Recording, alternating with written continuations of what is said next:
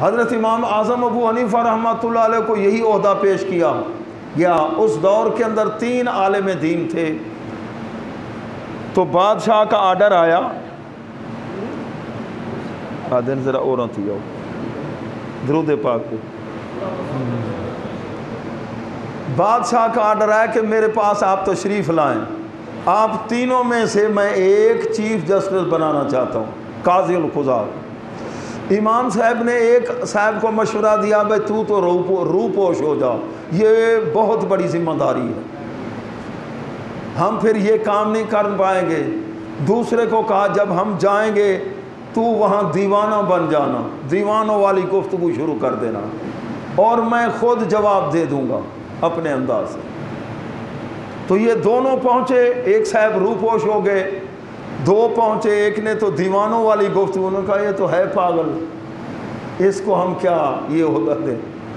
तो इमाम आज़म अबू हनीफ़ा रहमतुल्लाह अलैह फरमाने लगे भाई मैं इसके अहल नहीं हूँ।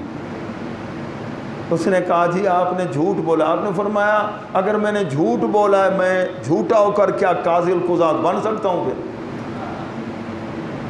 अगर मुझे सच्चा मानते हो तो फिर मेरी बात मान लो, अगर झूठा मानते हो तो झूठा तो वैसे ही जज नहीं बन सकता। आपको जेल में भेज दिया गया, जेल के अंदर रहे लेकिन ओहदे को कबूल नहीं फरमाया।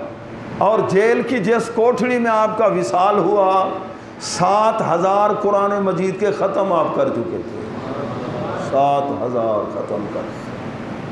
बहुत बड़े सखी थे, ताजिर भी थे और सखावत भी की, उलमा और गुरबा की मदद भी बहुत फरमाते थे। ये तकवे का तीसरा दर्जा समात फरमाएं। पहला दर्जा है कुफ्र को छोड़कर इस्लाम में आ जाना। दूसरा दर्जा है ज़ाहिरी अपने जिस्म के आज़ा को बुराइयों से गुनाहों से बचाना। तीसरा दर्जा सबसे आला है कि दिल में बुराई तक का ख्याल भी ना आए, बुराई तक का ख्याल भी ना आए, ये सबसे आला दर्जा है।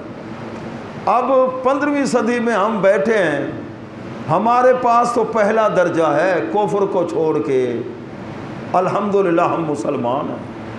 बाकी अगले 2 स्टेप जो है ना जी, ये मुश्किल है। ग़िज़ा जो खा रहे हैं, दावतों पे जाते हैं इधर उधर, ग़िज़ा लुकमा हमारे अंदर कैसा जा रहा है।